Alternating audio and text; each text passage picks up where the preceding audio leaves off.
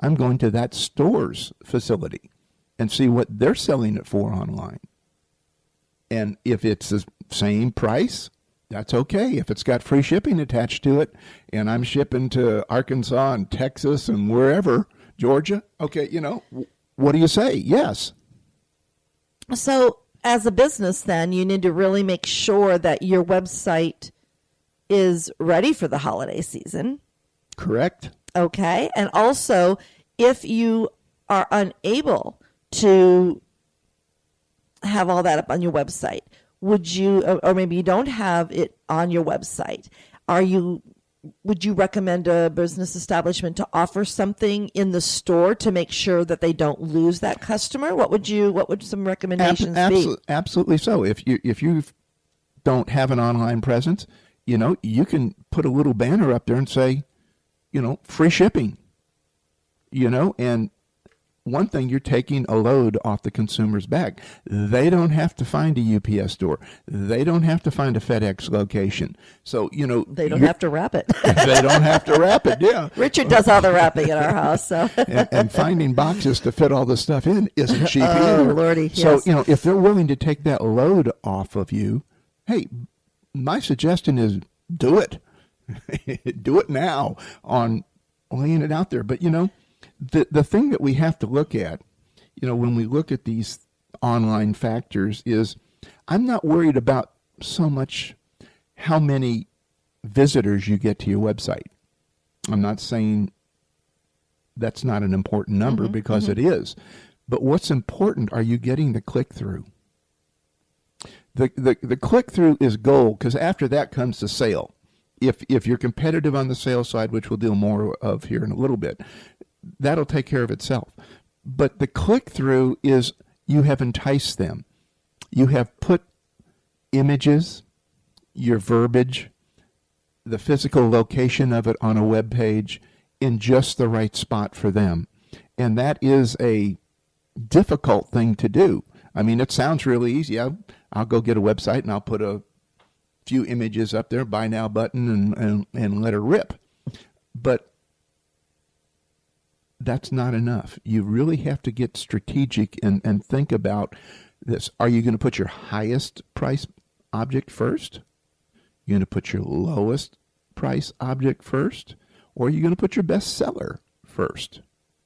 So that's where the strategic plan has to be put in motion before you even start this holiday season, and it is started, like it or not. It's here. We're in the middle of it now. You have to be ready by creating, again, a very specific call to action that you want those visiting, whether they come into your store, whether they are going onto your website. Some stores just have a web presence. They don't even have a physical location anymore. There's a number of those stores. I mean, look at Amazon. All of those items. So what is your goal? What's your marketing goal? How are you going to be engaging with your customers? What's your social media presence like? Are you attracting people to your social media sites by providing them maybe a little incentive for liking you on Facebook and following you and engaging with you? Are you making them feel special? What is it that you're doing that's going to help you reach more customers? Because ultimately, that's what social media should be doing for you. Correct. Social media is where you're going out and getting to know people. You're connecting with people. You're liking people. You're tweeting, whatever it is that is the thing that you do. But this whole thing still comes around. Mm-hmm. You still have to connect with the individual. You still have to connect with that person on a personal level, even though you're looking at everything perhaps through a monitor. Mm-hmm. You still have to have that engagement. So when we start looking at all the variables out there, first thing, once you get them there, the first thing that's going to happen is the navigation on your website. Is it clear? Is it easy? Is it user-friendly? Do all the links work? Just because you set them 6 months ago doesn't not does not necessarily mean they're working today. There's all kind of gremlins running around out there on the web that can take this down. There's all kinds of stuff going on out there right now with people getting hacked and all these things that are going on. And it's not just a little issue if you do get hacked, or you get somebody that puts a malicious line of code in your site that gets Google to shut you down. Of course, if Google shuts you down, Yahoo, Bing, and all the rest of them go right along with it because they have the same algorithms that everybody's looking for. So, you have to be out there in kind of like an omnidirectional position where you're putting marketing information out through all the channels all the time. What do you feel would be the best way to stay focused on that so that you are not falling behind as far as making sure that you have your campaign set up properly, or that you have a clear direction and making sure you're checking all these things? Would it be like a marketing calendar or a checklist, or what would you recommend? You need a checklist, okay, but I don't think that's the beginning for me. I would begin with a marketing calendar. I would mark those dates, like right now. Get those dates that we mentioned. Yes. Okay. So here's November. This is the beginning of the big season. Okay, so you've got to put that down. Do you have all your merchandise in? Do you have it stocked in a way that when people start buying it, that you can efficiently replace it? Go back, get it out of stock, bring it up front, and let it go. So there's a lot of moving parts that we're working with in here on laying this out. But each part has to work succinctly. It's just like gears meshing on running your car. You've got to put it together, and really deep thinking is required to get this done on that. But once you do it, and once you get this stuff laid out, you don't have to do it for the rest of the season on that, because it's there. Now, the key word I use there for the rest of the season, because in January there's a whole new season that's coming up and things have to change. I don't necessarily want to go there yet, but we've got the white sales that are coming on in January. We got Valentine's Day. We got all these things that are happening.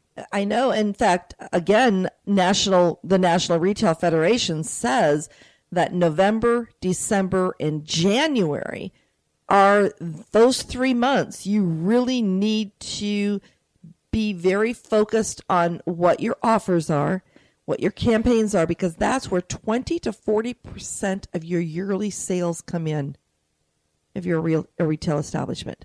Correct. 20 to 40% of your yearly sales come in those 3 months. So the last 2 months of the year, and then you're starting off in January. Yeah, because this whole thing really starts not on a specific date, but around a specific event, and that event is back to school. And that's August or September, depending whether you live in the north or the south. But that's the event, because you're going out and you're starting to spend money. And you said 40% of the budget and everything at this point in time is spent in that time frame for what we're looking at. So this thing is, you need to be very strategic, and you need to get yourself that marketing calendar, and you need to mark down what you're doing. If you haven't done it, it's never too late to get it done. You've got 7 weeks to Christmas right now, I believe it is. Countdown. Countdown. So go out there and lay out every day what you're going to do. When you're on your website or in your storefront, what is the lead item that you're going to show? Is it an item you're trying to get rid of, or is it the hottest selling item that you possess? Very strategic decisions. You can have big debates on that, which one you want to go to, So you have to look at it from that standpoint. But we're here. We're coming up on Thanksgiving.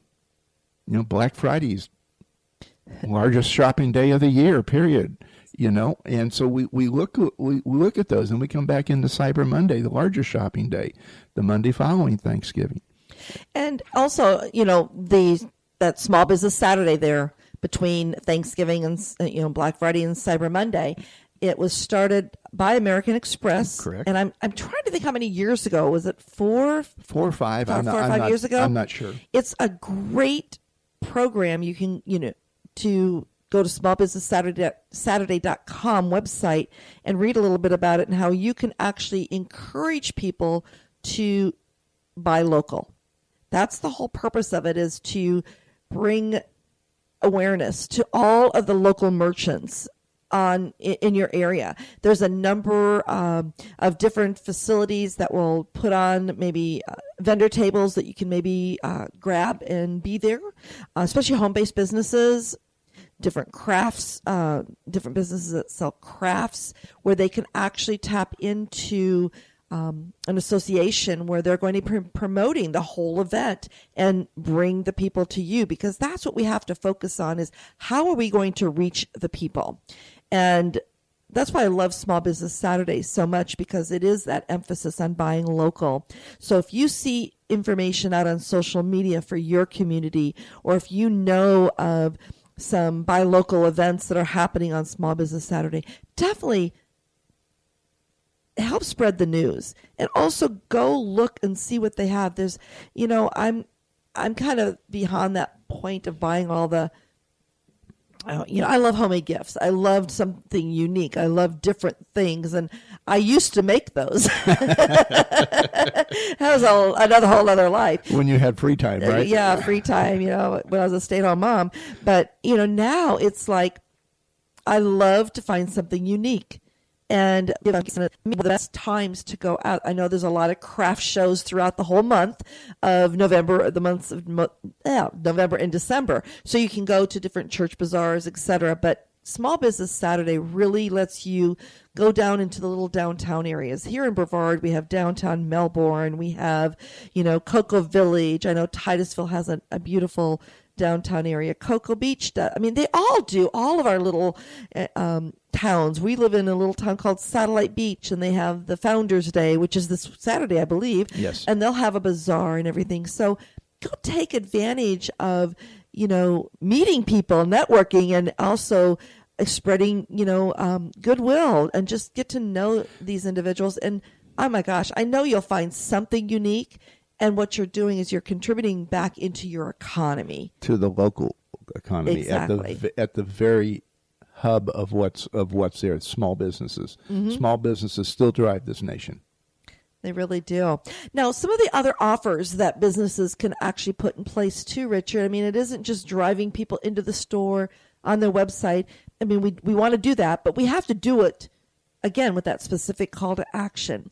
And incite them, give them some kind of an incentive to want to either download something or, click on a button on a social media site to go to the website or come into the actual store. So you need to, I guess, as a retail or as a business person, and it's not just for those that are business to consumer, but business to business can definitely take advantage, or I shouldn't say take advantage. They need to use this holiday season to their benefit to get more awareness out for them as well and their services. So there's a number of different type of offers. There's discounts, downloads. As a business to business, you could offer maybe a free tip sheet of some sort that would then lead them somewhere to your website to purchase something from you. There's also different, with the nonprofits, different ways they can entice you to support their cause, especially with the Giving Tuesday. And also, a number of us do events. So what would be a creative idea, Richard, for events during the holiday season to get more purchases for an upcoming event, perhaps in the first of the year? Well, first of all, you want to make your event very enticing. You can have the fanciest presentation that's there. You can have one of the square tents and have everything under it, or you can just have a table out there. How you present it is not as important as how you present yourself. So, you've got to be not behind your table, which I know is shocking. How can I do business if I'm not behind the table? You need to be in front of your table where you can meet people, where you can shake hands, where you can say hi, where you can pick up business cards, where you can hand out flyers, where you can just get that sense of meeting people and wanting to know what's going on. So that whole thing is there. Or you can even